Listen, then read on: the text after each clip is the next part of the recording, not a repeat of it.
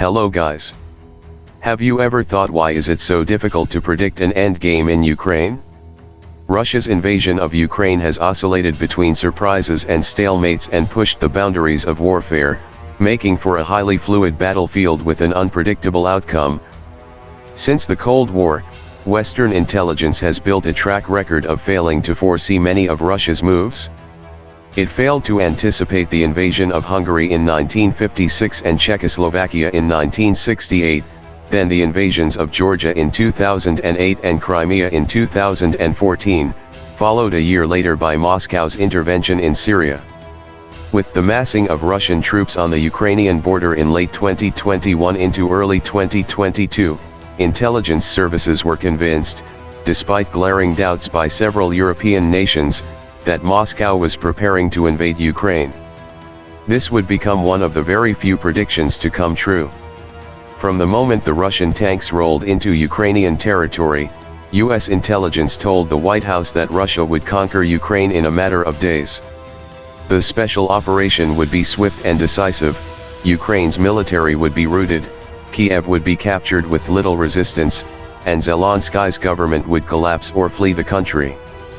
Western observers assessed that Russia's modernization and restructuring of its armed forces after the campaigns in Georgia, Crimea, and Syria improved Moscow's preparedness for modern warfare.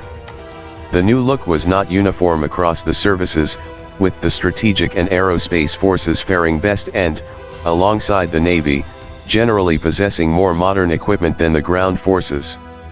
But what the ground forces lacked in equipment, it was believed, they made up for with operational experience from Russia's campaigns in the past 15 years. But as the drum beats of war grew louder in the following weeks, the notion of a sweeping Russian victory would become the first war casualty. Russian troops soon found themselves bogged down in serious logistical and tactical problems, failing to reach Kiev from the north, and, later, losing control of Kherson with significant losses in personnel and equipment. The gap between Russia's expected performance and the actual, surprisingly, poor one substantiated a Western narrative that if Ukraine had the necessary support, it could bend the Russian trajectory, if not reverse it. Within weeks, shipments of Western military support began to flow into Ukraine. The effect of the US-made Javelin and other anti-tank munitions was immediately visible on the battlefield. Artillery ammunition soon followed, then armed vehicles.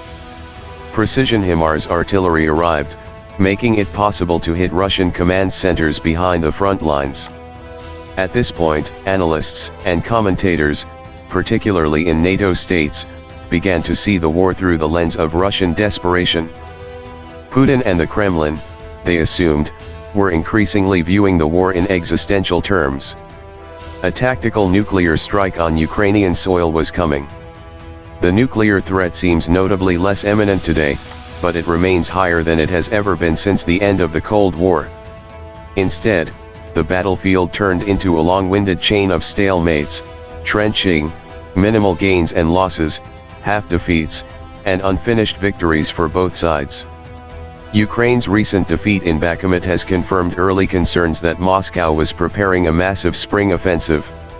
What is now materializing, instead, is a Ukrainian counteroffensive.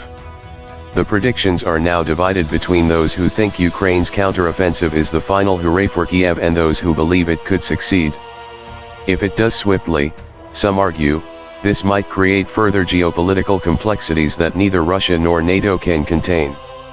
Others speculate that the Kremlin is counting on strategic patience, playing the waiting game and being primarily on the defense, until Western support has waned and Ukrainian forces have been depleted, before launching a massive offensive. All considered, what we have been witnessing in the past 16 months is a highly fluid battlefield with a large multitude of variables playing out simultaneously and interacting rather unpredictably. One reason is that the Ukraine war has pushed the frontier of modern warfare.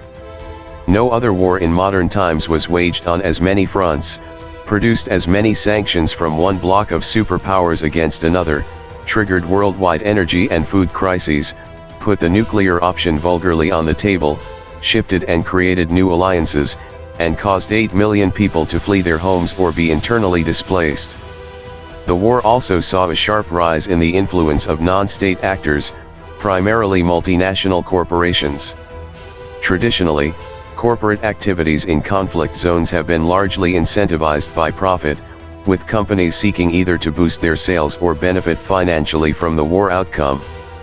In the Russia-Ukraine war, most of these corporations have acted with political motives. This, among other things, has undermined the state's flexibility and decision-making independence, adding another layer of complexity to wade through. In addition, this war is deemed by far the most technologically advanced conflict in human history. Once experimental innovations in artificial intelligence, cyber espionage, neural networks, robotics, and deep learning algorithms are now routinely utilized and improved on the battlefield. The war has featured more drone technology than any other conflict, with both sides using UAVs for reconnaissance and attacks. And, with new war tools at each party's disposal, inevitably, the number of variables has significantly increased. The other reason for unpredictability is the very nature of conflicts.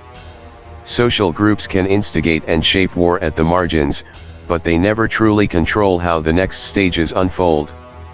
Conflicts are fundamentally multidisciplinary and simultaneously impacted by the range of factors that impact the human condition as a whole, such as psychology, history, and socio-economics.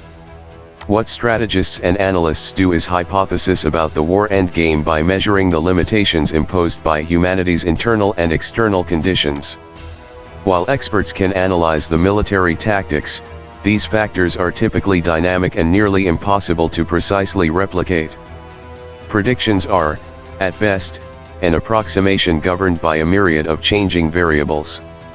If you liked this video, do not forget to like and subscribe. See you next time.